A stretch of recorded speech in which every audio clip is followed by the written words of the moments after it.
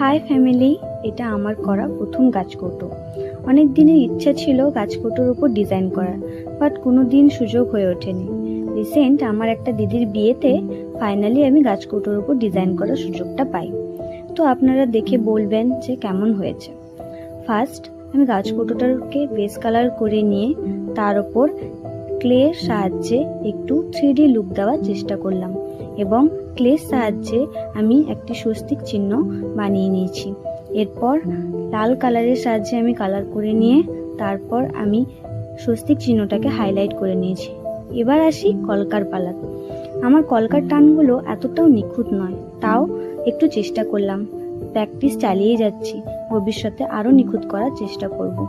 তো আপনারা দেখে বলবেন যে কেমন হয়েছে আমার ডিজাইন। প্রায় শেষের দিকে, তো গাছকৌটোটির ওভারঅল লুক আপনাদের কেমন লেগেছে আপনারা অবশ্যই আমাকে কমেন্ট করে জানাবেন।